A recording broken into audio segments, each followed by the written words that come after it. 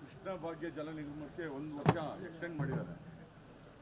ಅದು ಟೆನ್ಯೂರ್ನ ಏನೋ ಟ್ರಿಬ್ಯುನಲ್ಗೆ 200 TMC ಅಷ್ಟು ನೀರು ವೇಸ್ಟ್ ಆಗ್ತಾ ಇದ್ರು. ಫೈನಲ್ ನೋಟಿಫಿಕೇಶನ್ ಸೆಂಟರ್ ಇಶ್ಯೂ ಮಾಡ್ತಾ ಇಲ್ಲ ಕೃಷ್ಣ ಭಾಗ್ಯ ಜಲ ನಿಗಮಕ್ಕೆ.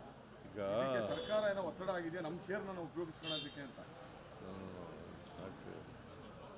ಈಗ ಎಕ್ಸ್ಟೆಂಡ್ ಮಾಡಿರೋದು ಕೇಂದ್ರ ಸರ್ಕಾರ.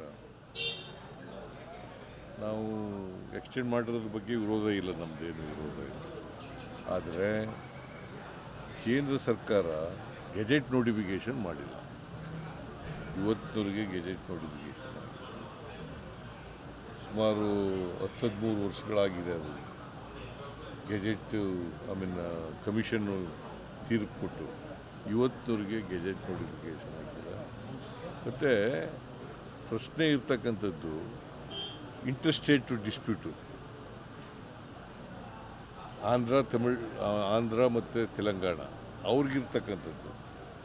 ನಮಗೇನು ಅಷ್ಟೊಂದು ನಮಗೆ ಏನು ತೀರ್ಪು ಕೊಟ್ಟಿದ್ದಾರೆ ಟ್ರಿಬ್ಯುನಲಲ್ಲಿ, ಆ ತೀರ್ಪಿಗೆ ಗೆಜೆಟ್ ನೋಟಿಫಿಕೇಷನ್ ಮಾಡಲಿಕ್ಕೆ ಯಾವುದೇ ಅಡೆತಡೆಗಳಿಲ್ಲ.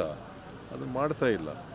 ನಾವು ಅನೇಕ ಸಾರಿ ಭೇಟಿ ಮಾಡಿ ಹೇಳಿದ್ದೀವಿ. ನಮ್ಮ ಶೇರ್ ಏನು ಲಾಸ್ ಆಗಲ್ವಾ ಸರ್? ಯಾಕಂದ್ರೆ ನೀವು ಹೈಟ್ ಜಾಸ್ತಿ ನಮ್ಮ ಶೇರ್ ಜಾಸ್ತಿ ಆಗಲ್ಲ. ಬಿಕಾಸ್ ಹೈಟ್ ಜಾಸ್ತಿ ಮಾಡಲಿಕ್ಕೆ ಒಪ್ಕೊಂಡಿದ್ದಾರೆ.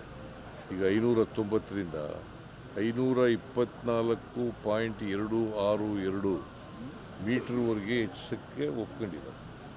ಸರ್, ಈಗ RCBಯ ಕಾಲ್ತುರ್ತು ಪ್ರಕರಣ ಸಂಬಂಧಪಟ್ಟಂತೆ ಪುನಃ ಅವರು ವರದಿ ಕೊಟ್ಟಿದ್ದಾರೆ. ಅಂದರೆ ಪೊಲೀಸರದ್ದು ತಪ್ಪಾಗಿದೆ ಅನ್ನೋದು ಇಲ್ಲ, ಇನ್ನೂ ಚರ್ಚೆ ಆಗಿಲ್ಲ ಕ್ಯಾಬಿನೆಟ್ನಲ್ಲಿ.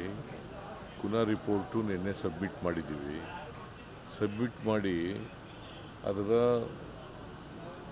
ಎಲ್ಲರಿಗೂ ಕೂಡ ಜಿಸ್ಟನ್ನು ಕೊಟ್ಟಿದ್ದೀವಿ. MLA ಎಲ್ಲ ಮಿನಿಸ್ಟ್ರುಗಳಿಗೆ. ಅವರೆಲ್ಲ ಓದ್ಕೊಬಂದು ನೆಕ್ಸ್ಟ್ ಕ್ಯಾಬಿನೆಟ್ನಲ್ಲಿ ಚರ್ಚೆ ಮಾಡಿ